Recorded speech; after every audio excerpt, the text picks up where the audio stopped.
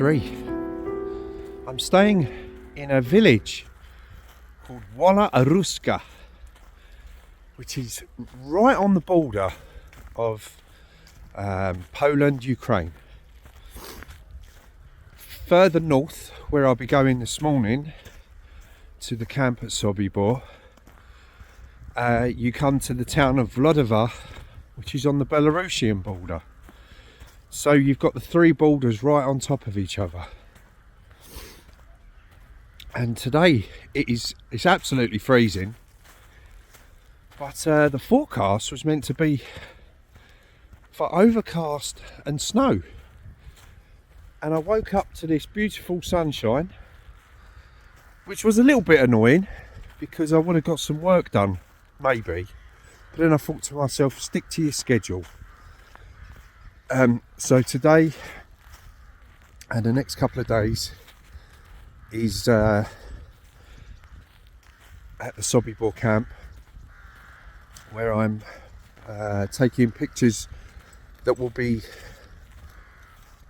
looking into the testimonies of those who were there. Got some interesting props with me on this trip, which I'll be using.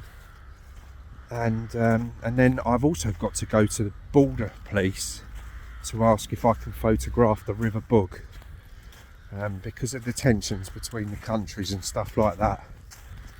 It's probably good to ask, because I don't want to get myself in any trouble.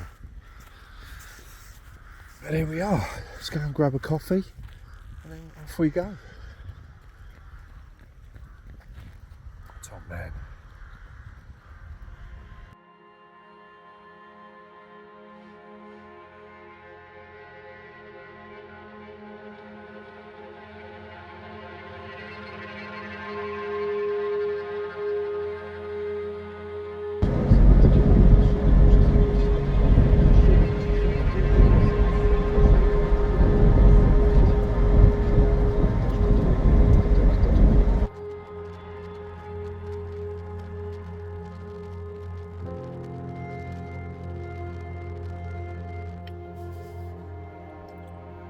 I've got to say, since doing this, I've really had to think about how I'm doing things, and what things I can do, and so on and so on. But they've been really helpful here in Poland in regards to this project. Every time I've visited, I have been stopped, which has been a bit of a I got stopped the other day in Izbica on my first day for crossing the road, but not at the zebra crossing, and obviously I didn't have my passport on me, and I don't know, the policeman, well, they wanted to know everything from what colour underpants I wore to what my dad's name was. But border force have been really, really good, and if you don't ask, you'll never find out. But I think when you've got a situation like they have, where you've got the Ukraine and Belarus issue right on your doorstep, and then someone like me wants to go down there with a camera, they want to know what you're doing, and if you don't tell them why you're there, then you could end up in all sorts of trouble. So I'm just waiting to meet a gentleman who I've met on the last 2 occasions. He's been very helpful, and hopefully will be giving me permission to be able to go and do it, but he needs to know locations, times and all of that. So yeah, it's quite interesting, all of this, really. Yeah, I don't really fancy getting caught up in all different sorts of things that, knowing my luck, I would end up being caught up in if I didn't do the right thing. So, and it's cold this morning. It is cold.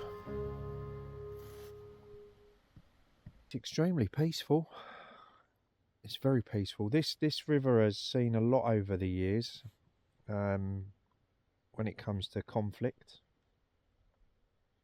And in World War II, it was an important part of people's hope, I suppose, because the Russians were coming in to liberate this part of Poland from the Germans. I also think, as I said earlier, I think this is an area not too far from where Alexander Pachersky would have crossed. And I was here in November. All right, it's a bit colder at the moment, but I wouldn't fancy crossing this in November. But then, you know, when the stakes are that high and it's life or death, you have to do what you have to do. And Alex Pachersky couldn't swim, and he was frightened of crossing the river, but he didn't want to show that to the soldiers that were under his position, I suppose. He didn't want to give them any doubt. An extraordinary man. But we've got a couple of shots, and fingers crossed they'll, well, come out. But I'm glad that I went and asked for permission, because I've been told that I've got to get permission from a different place tomorrow to go and photograph a different part of the river.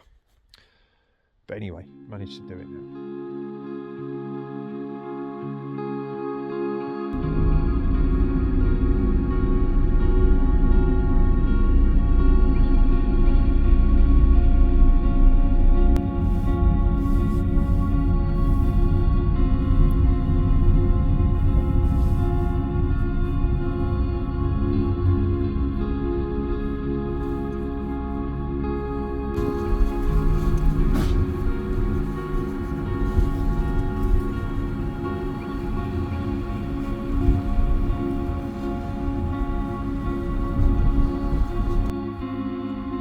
Every time I come back, I suppose it becomes slightly easier in the respect that, you know, on my first occasion it was a horrible feeling. Yeah, but as time's gone on now, and this is my third visit, and the more I'm learning, the more people I'm meeting, I actually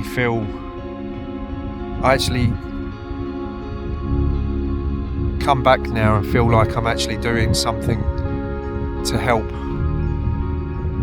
in keeping the stories alive.